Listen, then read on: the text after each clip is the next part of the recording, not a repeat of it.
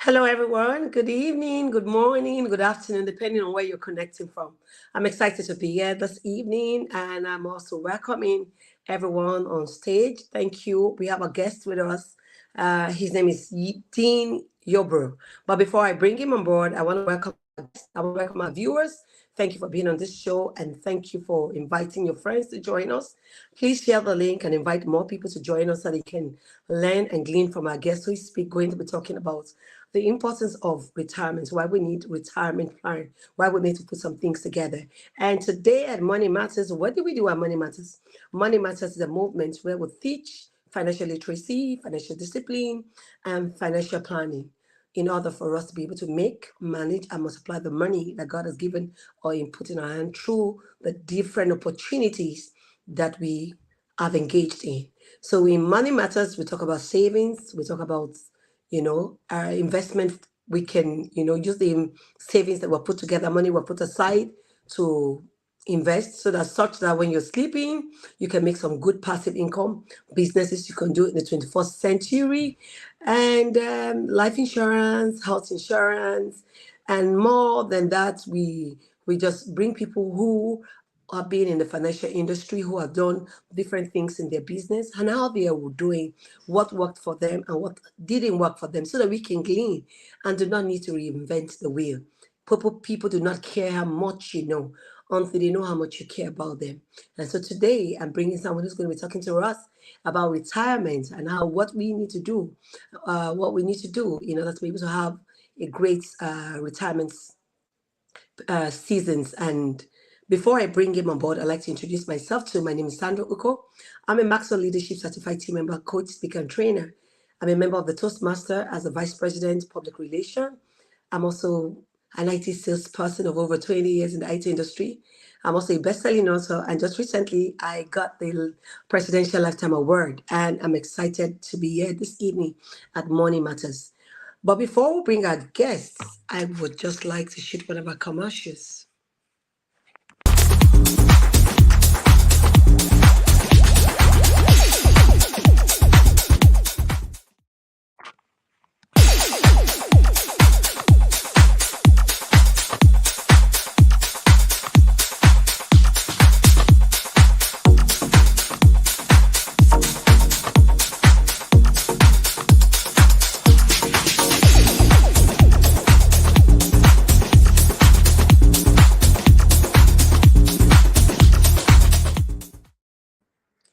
Hey, welcome, welcome, welcome, welcome. And today we have no other person than Dean Yarbrough. Dean has over 30 years of experience in the financial industry, service industry, having worked with notable firms such as SunAmerica, Travelers, Lincoln National, and TIAA. He retired in 2016 from TIAA after 21 years of service.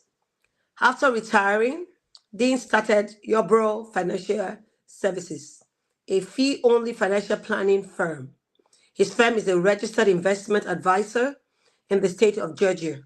He provides general financial advice for those wanting to ensure that they and their family are on the right path towards achieving their goals. His areas of expertise include retirement planning, life insurance, investment and portfolio management, estate planning. Additionally, he has been married to his wife, Gladys, for over 40 years. Awesome. And that's two adult daughters.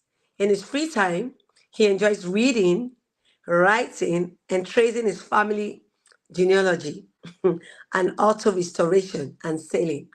I'm excited to have Dean Yarbrough on stage this evening.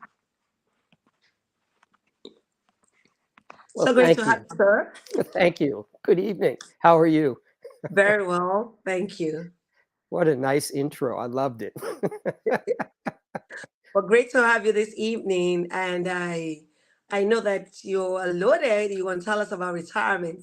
So I'll be asking you, what is retirement? Why all the fuses and everyone is talking about retirement? Can you just tell us why retirement? Why do people need to embark on it early enough in life?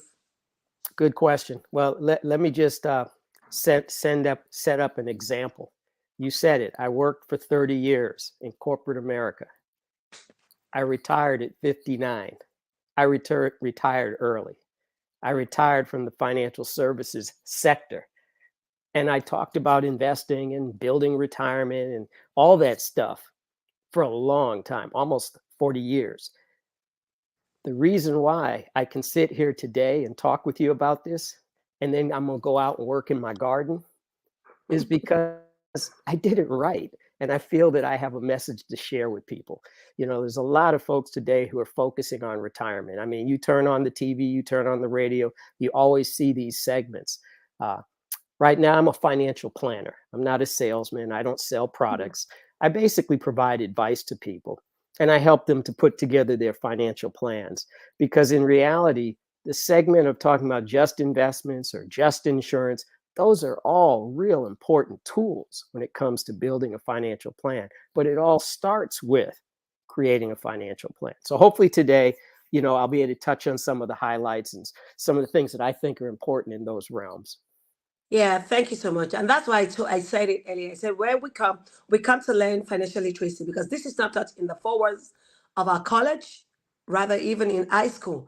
And beyond just financial literacy, you also need to learn financial discipline. And aside from financial discipline, you also need to learn what you call financial planning. Yes.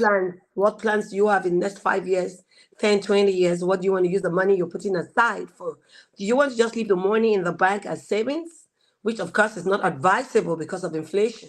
So Mm, you've got to put the money into other investment vehicles that can be working for you while you're sleeping. And that's what we call passive income, where right. you don't need to be involved in the business, the day-to-day running of the business, and you're making good money while you're away, while you're on vacation. So I'd like to find out from you how it all started. What prompted you? A lot of times we still have some people who work till they are 70, Which is okay. and which is okay to them. They're comfortable with it, they like it. So why do you pull out of work so early, and why do you start? What's the force? What's the drive? Well, it's both good and bad. On one hand, after being in corporate America for so long, the rules of the game change. Each year, they want more and more and more, and you get to a point in life where you like, I'm going to get off this guinea pig wheel. I'm going to do something else. So that was part of it. But the other side of the coin is that I've been very, very fortunate in my career. I started in the insurance industry, but I started dealing with retirement products, interestingly enough. I worked for a company. You remember old Ed McMahon when he used to be on TV, hawking Colonial Penn life insurance? And now Yeah. we have that young guy named Jonathan.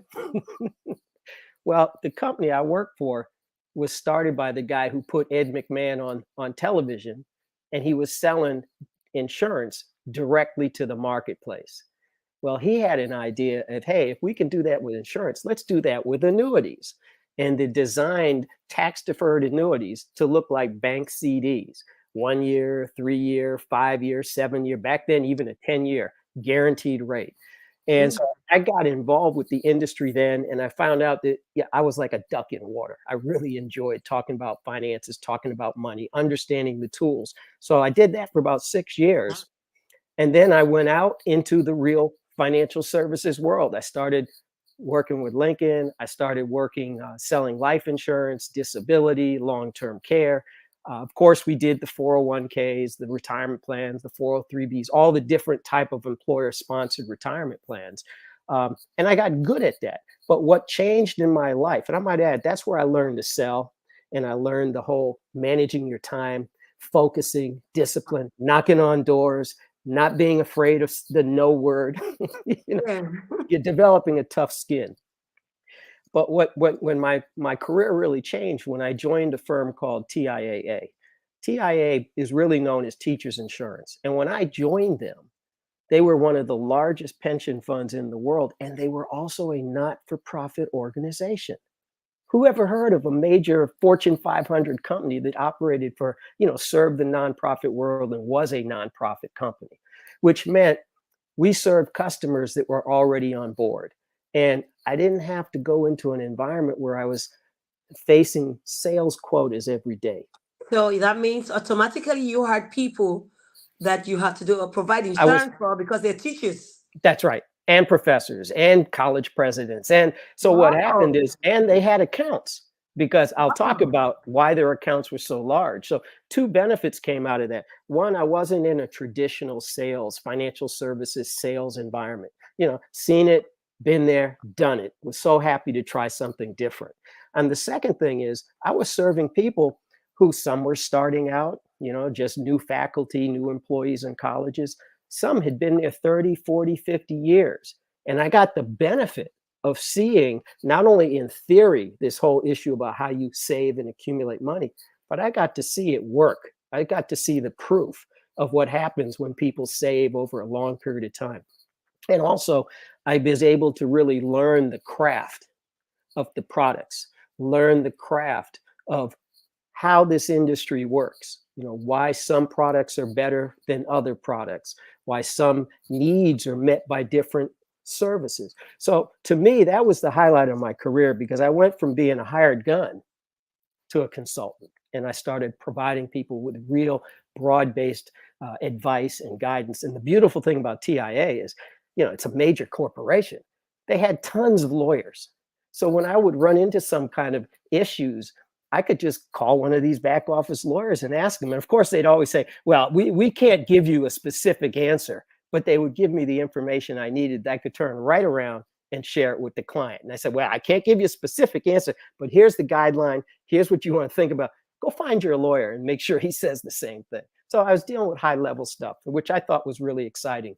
And that kept me going for 21 years. True. That's a great one. Wow, that's a great one. And that was a large market. You have professors, you have college assistants, you have the lab workers, you have the Yep. teachers in school. That's a very large market. It is a large market and Yeah, because you don't it's need to be on the field to look for them. They're yes. everywhere. So it's Yeah. like a ready-made market for you. Well, it Because the was. teachers will need insurance, just like the cars. Yeah. The cars Yeah. will need insurance, so you have to talk to an insurance company. But the Well, teachers have no choice but to have an insurance company they patronize. That's a great one. yeah. Well, yeah, I think the key thing, Sandra, is that because it was an established market and I didn't have to spend 90% of my time prospecting. I used to do that when I was serving the 403B, the local public school teachers. I had to go out there and meet them at the schools and after schools and all that. So I've got my battle scars from that. But in this marketplace, because the company had been around and they had hundreds of thousands of clients literally across this Are they country. the only ones doing that? For a long time, they were the major player in the academic environment. Mm. Now there's some other companies, but they've actually expanded out of the academic environment. So they're doing private sector business. They're doing money management at the trustee level. I mean, they're doing a lot of different things. And I got a chance to experience a lot of those different things with them. Um, but that's how I got to be where I am today. On one hand, I could retire because I followed the principles that I was telling other people to do, the advice, the guidance. And, when it got time for me to consider retirement, when I did the planning, I looked at the numbers, said, hey, I can do this. This is going to be interesting. Really? So a lot of people I talk to, even today, I'll talk with people that ask the question, well, oh, I've been working here. I've got my 401k, but am I doing the right thing? And so, where I like to start when it comes to providing guidance on retirement planning is really just the rules are real simple. Start early, understand the law of compounding interest, compounding, pay yourself first, and then try to save towards retirement 15% of your salary. Can I talk about those points briefly? Yeah, you can. You can go Okay. ahead. Okay. Reason I say start early, and you mentioned this too. The reason I say start early is so many people today in America don't start planning for retirement until they're in their 40s. Now, I can share with you many a time I met people who were able to they started retirement planning in their early 40s. They probably had a pretty good job at that point. They didn't have any, typical case. They had worked at five or six different places. Each time they left the job, they had to cash that 401k in. So by the time I'd meet them, they'd be like, I don't know if I'm ever going to be able to retire. I don't have any retirement money. So the good news is if you start in your 40s, you can probably still do it. But the trade-off means you got to spend more of your income on that one goal. You got to save more. You got to sacrifice more. And that's hard. That's hard. So I always encourage people, when you get your first job, if you're in a company that has a retirement plan that says, well, if you put in 3%, we'll match 6, or 3, we'll match 3, do it. But don't stop there. Work towards saving 15% of your money towards retirement. Now, if you're in one of those big corporations where you put in 10% of your salary and they match 15, God love you. You're ahead of the game. Okay. But most of us are not. So the trick is, if the company only says I'm putting a total of 6% aside for retirement, you put in 3, I put in 3, that means I need to start thinking about getting that 6 up to 15. And it's not going to happen overnight. It may be I move it from 6 to 7, then 7 to 8. Each year, try to increase some so I don't have to make too much of a sacrifice. But the idea is you want to start saving about 15%, period. Why do I come up with that number? Well, the old retirement rules, and any of your customers who work for the public school system, they'll know this. The old retirement plans used to say, if you work for 30 years in our pension plan, and remember, most companies don't offer pension plans anymore, but if you work for 30 years in our pension plan, and our formula will pay you 60% of your salary, the rule was that 60% of your salary plus your Social Security would get you to about 80% of your overall income, and you could retire off of that. The employers were funding that pension plan, and on average, they were putting in a 15% match. Then we had the 401k come in, and the employer said, hey, I don't want to put that much aside for my employees. Can I do something less? They started coming out with, okay, well, if I put in 3%, and I tell the employee, you're lucky that I'm matching 3, they're going to be happy. The problem is they're happy until they reach 60, 55, and then they look at the numbers. They've been working for 30 years. They say, wait a minute, what's up with this? I don't have enough money. That's why I say 15% is a real threshold if you're serious about wanting to retire one day. Now, you don't have to want to retire. I mean, you might very well like what you're doing, or you may have, like some of your other guests I've watched, they're entrepreneurs. They're not really thinking of retirement because they love the business. They're building an income stream. Hopefully they're creating passive income like you talked about. So they don't really have to worry about it. But for most of us who work for someone else, you will reach that point where you got to get off that spinning wheel. So that's why you save early. That's why you can start saving early.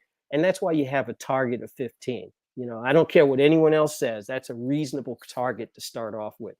And you pay yourself first, because you and I both know that if I pay my bills first, at the end of the month, there'll be nothing left. You got that right. So I pay myself first. Then I look at the budget, and it's amazing. If I carve out 10% of my income for my different savings goals, it's amazing that at the end of the month, I will eventually adjust my spending habits so I still have enough to pay my bills.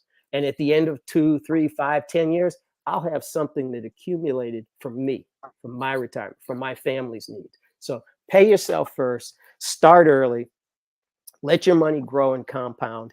Compounding, I mentioned that earlier. I think a simple definition of compounding is simply my money earns interest, then my interest earns interest, and on and on and on and on it goes. It's an amazing thing. So compounding, you got to start early to let it benefit you the most, but start early, pay yourself first, 15%, and just stick with it. Stick with it. It'll work. And be consistent. Yeah, stick with it. You'd be amazed. I saw it. I've seen it. All these faculty members who are saving a little bit of money every year, they're retiring with a couple $100,000, $300,000, $400,000.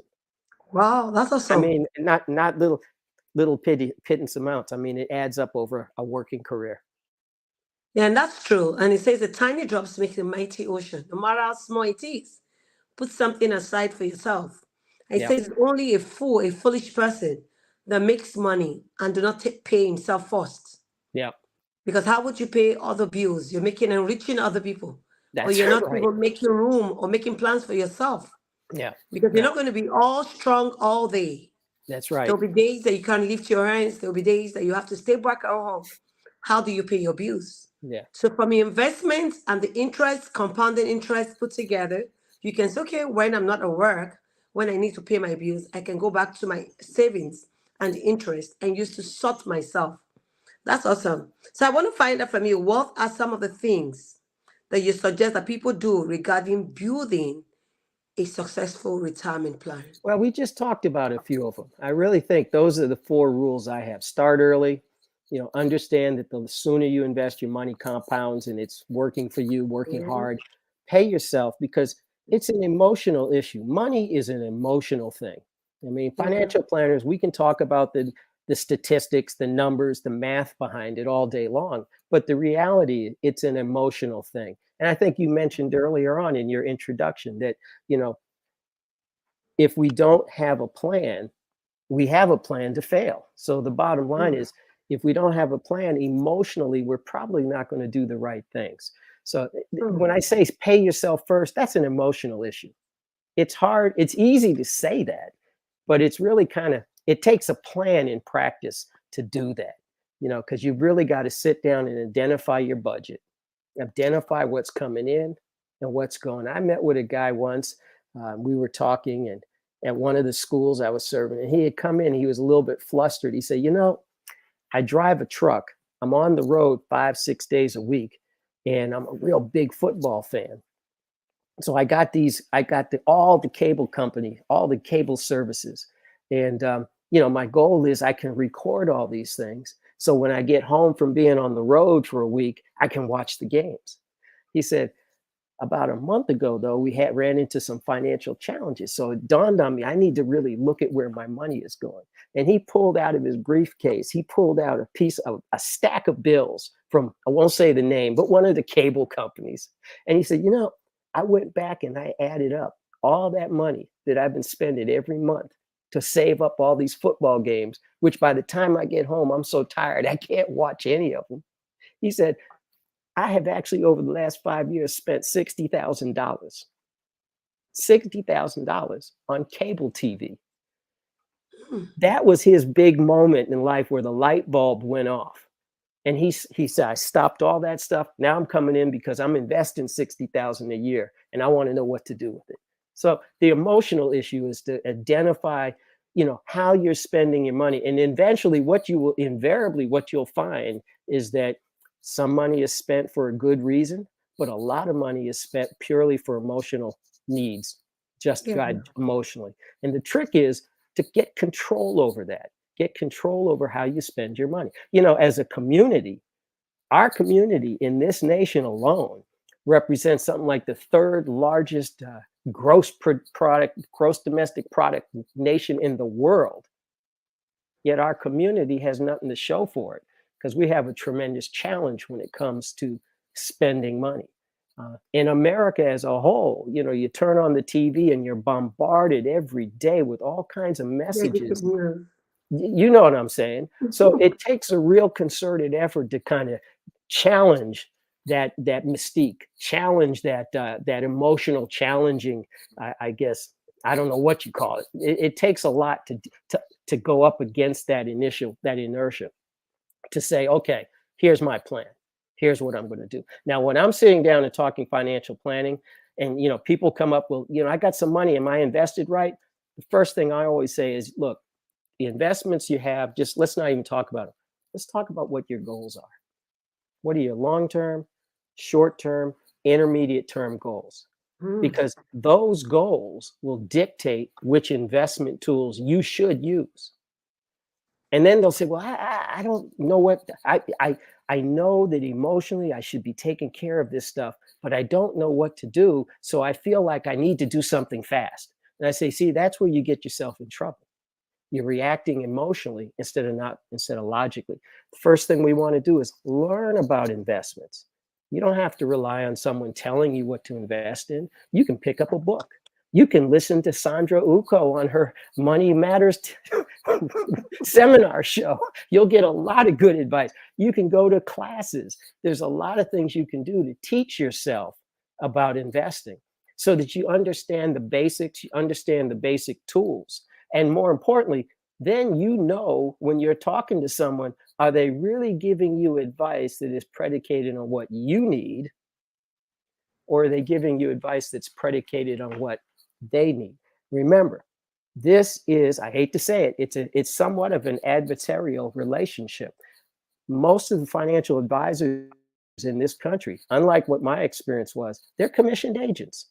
Nothing wrong with that. That's how most things change hands in this country. True. But the fact of the matter is, buyer beware. If someone is getting a commission for selling you something, you got to also ask in the back of your mind, whose interests are they really representing? So True. many times I will talk with people and they would say, well, I can't ask him how much he's getting paid. That's not right. I say, yes, it is right. You're paying them as well as the buying a product. So you should know because that helps you compare. Well, which guy is giving me a better deal? Which guy's pointing me in the right direction? You know, True. I mean, it's, same with real estate. We just saw in the news how the real estate industry is going to have to change their whole commission structure.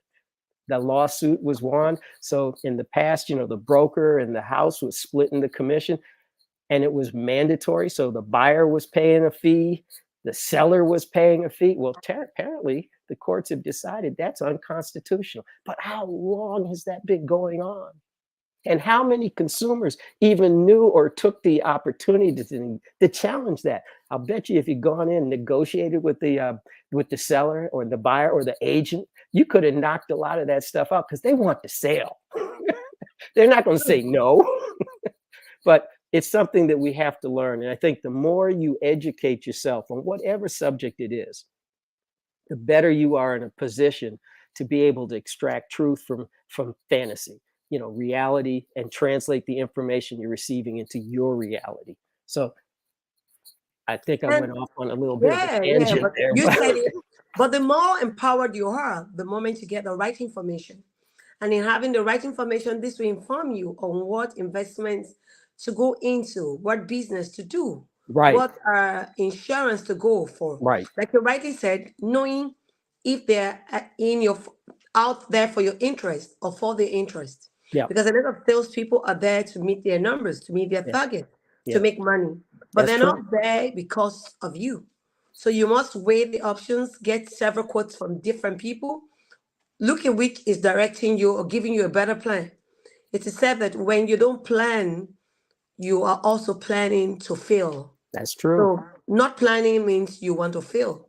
That's true. So for whatever reasons, there must be planning. And I've often said that in order for us to make money, manage money, and multiply money, there must be a planning. There must be a planning in order for you to have a peaceful mind and a peaceable life. Because when you have a peaceful mind, then your life at the end of it all, when you're much older, 60, 70, 80, you're smiling to the bank because you know that something will often come every month. But the moment there is no adequate planning and there is really no planning for you, you're fretting because the bills are coming, the pressure of paying these, the pressure of, paying your mortgage, your car notes and everything becomes, an undue pressure on you. What you could have averted if you had done the right thing much earlier. Like you rightly said, start early. Yep, Pay yourself first. Be yep. consistent because we have some people who put money aside. Today, they might withdraw, they might stop putting it. So consistency is the key. The moment you start paying yourself, whatever amount you want to pay, but be consistent. Put that money aside consistently. So for if you love yourself, then you would plan for your future. That's a great one, sir. And Hmm. so I'm sure you've touched on several, but I'm going to ask my questions the way I arranged them. I was meant to ask you, what about investing your money? Okay, let's talk What about that. investment vehicles can we put our money Right. into? Okay. And what are some of the things that we should know about investing? Okay, that's good. And that's a natural progression in this discussion. First thing about investing is learn, become empowered, learn the tools that are available to you, learn. And you can do that so easily by just picking up a book. There's a lot of great books out there that talk True. about investing, and not only investing, but they talk about financial planning. That's the broader issue, the Yeah. financial planning. Um, you know, when it comes to an investment, though, the first investment that we should make after we've read the books, so we know what the tools are, after we've read the books, so we know how to create a plan, the first investment should be an emergency fund. Because what good is putting my monies in the stock market or, you know, the mutual funds, long-term vehicles, if I can't cover a short-term emergency or short-term Yeah. need? And a rule of thumb is an emergency fund should probably be between 3 months and 6 months of what your net expenses are in any given month. You know, I make 5,000 a month. Well, that would be nice. I make 5,000 a month. I spend 4,000, and of the 4,000, you know, 2,500 I have to have every month. Well, my emergency fund should be 2,500 times 3, or if I'm starting out, make it 6. Once you get to the goal is, then you can start layering your investments, and you can buy short-term, highly liquid, highly safe investments. So what is a short-term, highly liquid, safe investment? Well, you mentioned one a minute ago, the bank. Everybody hates the bank because they don't pay anything. But you know what? That's the appropriate tool to use for those intermediate, you know, short-term needs. I've got my emergency fund in place. I got 7 months of what I need. So I really don't need it in a checking account earning nothing. But what I can do now is start redirecting those monthly contributions into maybe a 6-month CD. Yeah, it's not going to break the house down, but it starts building up a nice pyramid, a nice cushion that I can add to. And you keep doing that. At some point, you're going to look back and say, wow, you know, I've got some CDs that are pretty large. I've got enough money that, you know, I haven't used it. I haven't touched it for 5 years. I'm going to project that I'm not going to touch it for the next 5. Well, maybe now I put that in some government treasuries or some corporate bonds or some intermediate risk level investments. Okay. Now, on the other hand, we want to start retirement, right? We know with retirement, that's money we're not going to touch until we retire. Well, start investing that money right away. And when I say invest, history has shown us that the best returns, maybe not guaranteed, but the best returns have always been in the stock market. And as a community, that's something that we have never really taken advantage of. My mother's 91 years old. She joined an investment club probably in her 40s and 50s, investing $25 a month. She says all the time, we didn't know nothing about stocks. Nobody ever came to talk to us about what goes on in the boardrooms and Wall Street. We just had some guys who said, hey, this is something we need to learn about. So about 25 people got together, and that's how they taught themselves to invest. Well, now she's sitting on money. She looks and says, I can't believe I've got this much, and we only used to invest $25 a month. They still only invest $50 a month. So Oh my time God. is so important, whether you start early or not. The trick is to give your money time. If you To grow. start saving at 50, don't plan to touch it till you're 80. You know, but the whole idea is the more you learn, then you can pick the appropriate tools all the time. I had a guy once who, you know, this was back in the 80s. The market was going crazy. He was a teacher. He came to me. I came to him at one of the schools. I said, let's start saving some money in your 403B. He said, oh, yeah, man, I'm ready to go. I haven't done it yet. I'm going to go. I want to put in $500 a month. I said, oh, cool. You know, I was a commissioned agent back then. I was like happy. So he says, okay, and I wanted to make money. I wanted to grow fast because that's what the market was doing back then. So he said, I want to be a part of that thing. And I kept counseling. I said, man, don't, let's just put the money in a safer environment.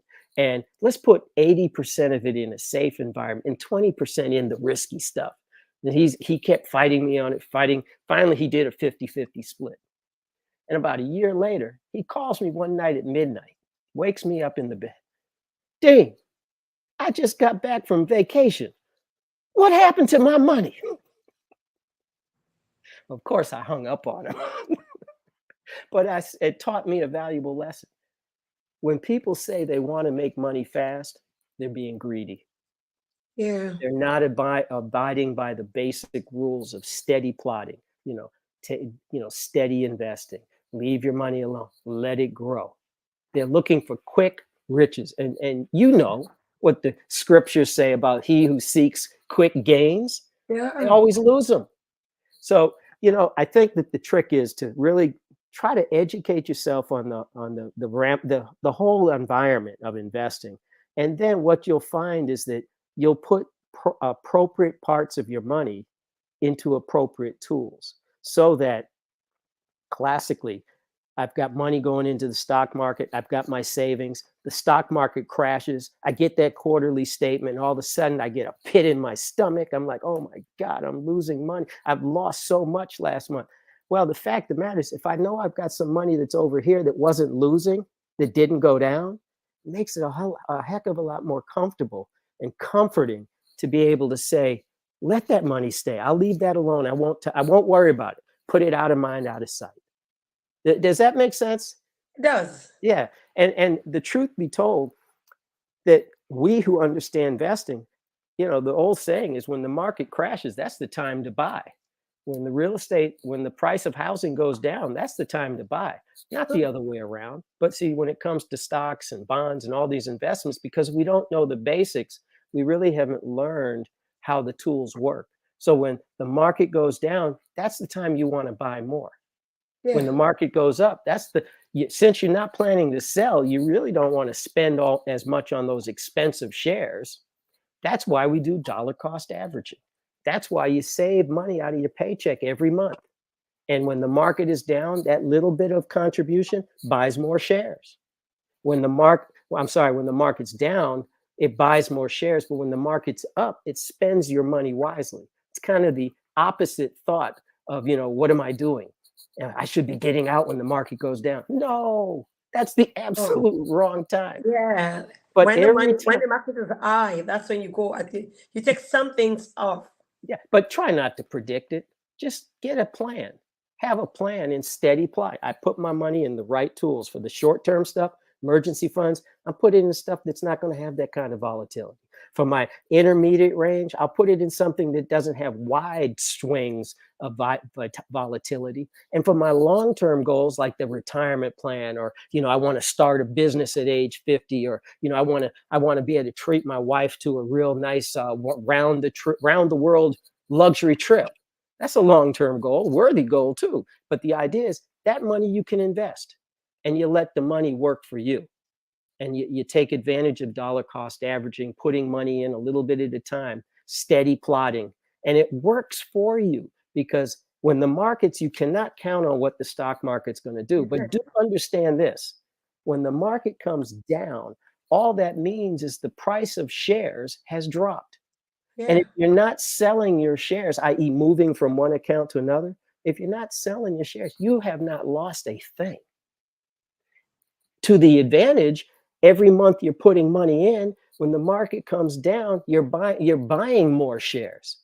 It's a win-win, but it's predicated on you not interrupting the plan, sticking to the plan. I'll stop. That's awesome. Thank you. And you rightly said it, making adequate plan, and also looking at having a goal of long term, short term, and mid term, Right. so that you know where. And of course, having your money in short term in such a way that you can easily liquidate it. Should there Access. be an Absolutely. emergency and you need funds, That's you right. can quickly liquidate and use the money to do something. But for the long term, you have to close your eyes to it and allow it to grow. It takes steadily, being steady and staying for a long time, like 15, 20, 30, 40 years, Yep. depending. That's The right. longer they stay, the more profit they're able to make Right. with the compounding effect. And some organization will tell you the moment you put your hands into the fund, the interest rate goes down. The moment you leave it for a long term, it grows. And Yeah. the compounding effect you cannot measure. It's so much that you'll be surprised that you're putting $200-300 for the next 20 years. Yeah. And when you go back, that's a lot of money. That's right. It's always more than just the simple math of what you save, because of the power Yeah, of compounding, the power of the markets moving. It's always going to be more, but it's all predicated on knowing the right tools, Sandra. So you got to know Yeah. the right tools. So if I've got money spread out and I've got it layered into different things that meet my goals, well, when the market goes crazy, I'm not going to be panicked because I've still got my stability. I've still got my foundation. Yeah, that's true. Okay. Yeah. The next question I probably want to ask is, after someone retires, are there different things that they should be doing? Well, I can speak to that personally because I'm there. Let me just say the first thing one should do, in my opinion here, first thing one should do when they retire is learn to say no. Because Wow. once you're retired, everybody comes up to you and thinks you got no time, nothing to do. So they're real quick to ask you to volunteer to do this, volunteer to. Next thing you know, you're so stressed because even though you're retired, you got so much going on. So learn to say no. Wow. Also, at the same time, stay engaged. Don't say no and go home and watch TV, or hear the guy who says, I'm going to play golf every day. Hey, that gets old after a while. Keep yourself engaged, keep your mind sharp, because today we retire, in our 60s, maybe early 70s, and we still have a life expectancy. We'll live for another 10, 15, 20 years. I mean, the average mortality rate today is well into the 80s. Think about that. My mom's 91 years old. I hope I got her genes, but the fact of the matter is people are living longer. So you Yeah. want to be engaged. You want to take care of yourself. You want to really make sure that health becomes an important issue, not only because as we get older, we're subject to more illnesses, chronic, what have you, but you want to make sure that you're healthy so that you can enjoy life. There's True. nothing worse than getting to retirement and you're physically just out of it. You can't do the things that you've been waiting to do all your life. So focus on your mind, keeping your mind sharp. I got a guitar in the back. I'm learning to play guitar. I joined you, Oh, Sandra. then I With, can join you. yeah, are you playing the guitar too? Yeah, I'm All right, learning already. I have my there you guitar go. upstairs. Well, I'm trying. I'm trying. I joined Toastmasters, so I'm working on developing my platform speaking skills. And that's how we met. And I will say that you're getting good. I joined a writing club because one of my projects in retirement is my mom's 91, and I'm writing her memoirs. I'm documenting her story. We sit down, I video her, and she just tells me about all the things that she's experienced in life. Oh, that's Talks about my awesome. dad, and that has been so rewarding and so powerful. I mean, I've learned so much that I just didn't know. And now I've got daughters in their 30s. I'm writing my stuff down so they'll know more about me, because how many of us really share what we've done in life with our children? We're so busy. Mm, So I'm trying to capture with her. I've got over 25 hours of video that I'm in the process of transcribing. So, I stay busy. And of course, that's on top of my other hobbies. So, when you retire, you have a chance to pursue a lot of things. And hopefully, if you've done your financial planning right, and you've been learn the rules of success, the rules of investing, you'll be in a position where you can do those things. So you started this conversation with, why should we be concerned with retirement? Well, today our young people are talking about, I want to have generational wealth. Well, before you have generational wealth, you got to have your own wealth. And the yeah, only way to get your wealth is to take some time to study the rules of the game, learn the rules of the game, and put those rules into practice. And the thing about it is, you don't have to be right 100% of the time. You might have to tap into your 401k at some point if you have a job transition in life. But the trick is, if I tap into it, and I know I tapped into it, I got to make up for it. I got to make up for those years. I'll make up for them two ways. There's only two ways. I'll either work for a heck of a lot longer, or I'll try to save as much as I can. I'll change my spending habits so I can put enough aside so I can stay on track and get to a point where, as you were saying earlier, we can be comfortable in life. true. Awesome. I didn't take a break, but let me just quickly take a break and use Okay. that quick check. if there's any comment before we take the last question. Are you thinking of how to publish your book on Amazon or how to get your published book to become an Amazon bestseller book? Dip Insight Books is the perfect in-between solution in transforming your ideas into a book. We can help you with all the complicated parts of publishing, such as process TO transformation. What we do: full manuscript evaluation, receive quality assurance edit, full copy edit and final proofread to remove spelling and grammar mistakes, oversee your cover design, create your interior layout, publish and distribute your book, lock down your marketing strategy. Ghostwriting, where there is no manuscript. Our goal is to help you publish your book promptly. Contact us today at 404-740-9091. Email us at info@dipinsightworld.com. To start the submission process, check us out at www.books.dipinsightworld.com and submit your details. You can visit our Facebook page at Dip Insight World. Awesome. Welcome back. That was a great ad. I'm gonna put you on my list, and when I get my book ready, I'm gonna contact you. No, that's fine. Yeah, we have some comments, but before we take it, let me quickly wrap up the question. Okay. I think I'm on the last portion. Now that you are retired, what are you doing yourself? I think I kind of just answered that. Wow. Okay. Yeah. Well, I'm trying to stay busy. That's the long and short. I'm staying. You see behind me. You're staying engaged. Yeah, You see my bookshelf behind me. All those books I've read. So I'm a prolific reader. I love to read, and then maybe that's lifelong why. learner. Yeah, I guess you could say that too. And I've never been a writer, but I'm forcing myself to write now. So writing these speeches that we have to give with Toastmasters is a good challenge. But it's fun. It's fun. So I stay engaged. I stay busy. And I might add, I got my wife with me too, and we're both retired. So that makes it even funner. Is that a word? It makes it more fun. So you have a companion. You have someone to talk to. That's right. It's not just you alone. That's right. It makes it a little bit more fulfilling. Yeah, that's it. Well, maybe I should say challenging. Well, she's not here. I won't say challenging. I understand, but at least you have someone to talk to.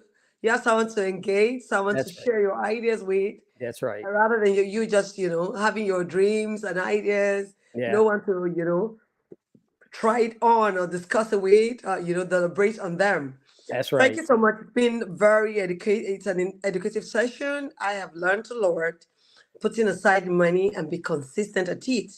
And now having long-term, short-term goals, paying yourself first, and ensuring that you set money aside. You spoke about the compounding interest, and then when people come to sell to you, find out that they have your interest at heart, or they are thinking of their own interest. Yeah. Because a lot of times you find out this insurance people and people who come around to sell, I think the salesmen, they have their commission.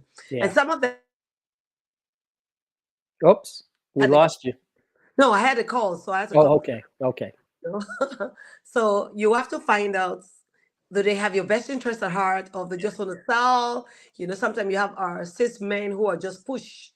Yeah. They just want to push things to you. They don't care how much you use it. Can I just say one thing there? Yeah. The best way to make sure they have your best interest is to educate yourself about what it is you're trying to accomplish, so that you'll know that if they're proposing one thing and you've read about other things, you'll know that, maybe this isn't the best way for me to proceed. Maybe another tool they have will work, but I would always say, don't be afraid to learn about this stuff yourself. I mean, somewhere in America, we've been taught that we have to rely on the experts. But the truth be told, we're all experts if we want to be.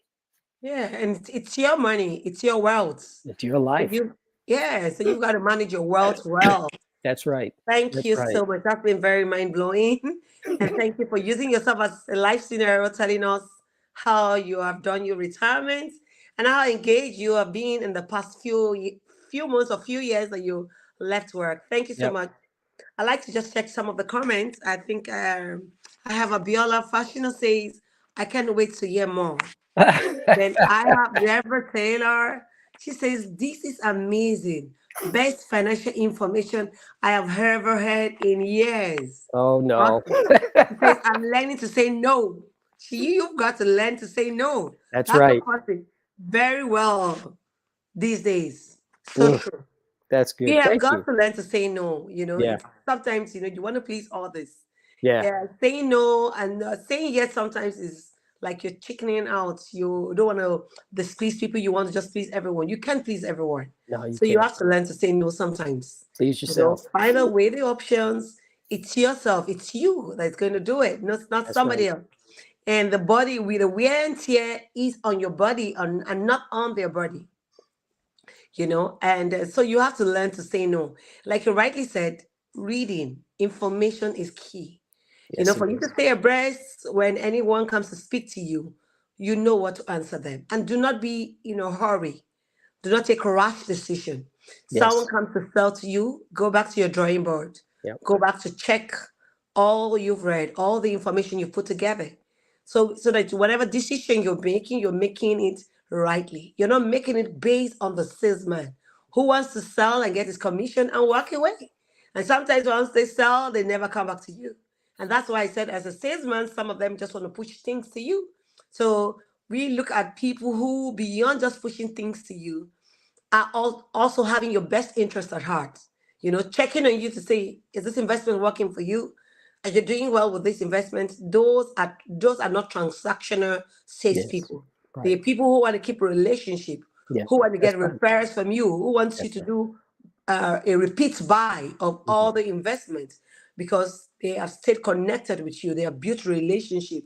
They want to see how the products are serving you, and That's they're right. around you to see how successful you are. Such people are people you want to do business with, not people who come just sell a product to you and they're done. They move somewhere else.